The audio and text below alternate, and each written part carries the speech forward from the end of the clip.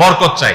বরকত যদি চান, এক নম্বর হলো ঈমান এবং তাকওয়া লাগবে। আল্লাহ বলেছেন ওয়ালাউ আন্না আহলাল কুরআন আমানু ওয়াত্তাকাউ লাফাতাহনা আলাইহিম বারাকাতিম মিনাস সামা। যদি কোন জনপদের লোকেরা ঈমান আনে, আল্লাহর ভয় অন্তরে লালন করে, আল্লাহ বলেছেন আসমান থেকে বরকতের সব দুয়ার খুলে দেওয়া হবে। এজন্য ভাই, ঈমান যদি থাকে, তাকওয়া যদি থাকে, গুনাহমুক্ত জীবন গড়ার সংকল্প যদি থাকে, বরকত আসবে জীবনে। নাম্বার 2, ইস্তেগফার বেশি বেশি করলে, আল্লাহ বলেছেন সূরা নূহের মধ্যে, যদি কেউ ইস্তেগফার করে, নূহ আলাইহিস সালাম তার জাতিকে বলেছেন ফাকুল তুস্তাগফিরু রাব্বাকুম ইন্নাহু কানা গাফফারা ইউরসিলিস সামাআ আলাইকুম মিদরারা ওয়া ইয়ামদিদুকুম বিআমওয়ালিন ওয়া বানিন ওয়া ইয়াজআল লাকুম জান্নাতিন ওয়া ইয়াজআল লাকুম আনহারা। আল্লাহ নবী নূহ আলাইহিস সালাম বলেছেন, আমি আমার জাতিকে বলেছি তোমরা আল্লাহর কাছে ইস্তেগফার করো, ক্ষমা প্রার্থনা করো।